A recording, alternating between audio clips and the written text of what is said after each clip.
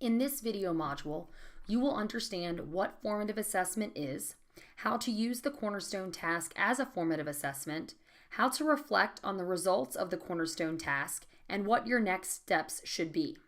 First, you will need to understand what formative assessment is and how it can be used in your classroom.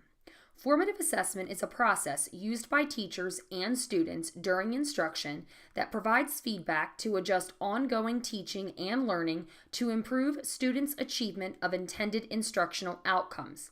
The state of Maryland has created a great resource regarding all things formative assessment. The Maryland State Department of Education, or MSDE, has implemented this resource and professional development program called Formative Assessments for Maryland Educators, or FAME. In order to access these resources, you should visit the website msde-fame.blogspot.com/p/main-page.html. When you do, you will locate this page. On the website, you can go to What is Formative Assessment to find a formal definition for formative assessment. A description of the FAME Professional Development Program is located under the tab What is FAME? You can also locate resources on grading that will give you information on how to grade using formative assessments. There's also information on presentations, which regard learning progressions, handouts, task guides, and all of these things apply to elementary and secondary, as well as technology and other ways to use formative assessment in the classroom. You can also access webinars, and there is even PARCC resources related to formative assessment that may help you as a Maryland teacher.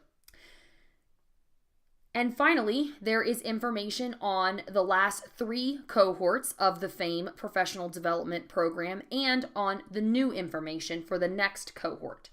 The Grade 10 Cornerstone task is a formative assessment because you are going to administer the task during instruction of Module 3A, Political Behavior and Influences, and after you have discussed interest groups.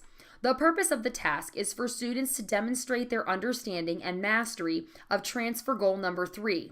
Using the rubric, you will provide feedback to students that will allow them to improve their achievement of that transfer goal and the subsequent standards.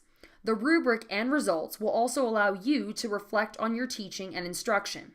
If all of your students have mastered the transfer goal, you may feel free to either move on with the curriculum or provide enrichment. If you notice that some of your students did not achieve mastery, you might provide some small group instruction with scaffolding and reteaching exercises. If you notice that most of your students did not achieve mastery, then you can provide whole group scaffolding and instruction and reteaching to ensure that your students not only understand the content knowledge, but also that they can use the skills to demonstrate their mastery and understanding of that content knowledge. After you have administered the task, scored the task, provided feedback on the task to your students, and then reflected on the task with regards to your instruction, and taken the appropriate next steps based on your students' achievement, you have successfully used the Cornerstone task as a formative assessment. If you're still interested in learning more about formative assessment, you should consider joining the next MSDE FAME cohort. From the main FAME website, you can simply click on the tab Cohort 4 Information. This online professional development will give you all the tools necessary for understanding and implementing formative assessment in your classroom, and you are eligible to earn 3 continuing education credits. For more information on joining the upcoming cohort, from the main FAME page, you simply click on Cohort 4 Information. If you have any questions regarding the Cornerstone task reflection or next steps, you should contact your appropriate content specialist.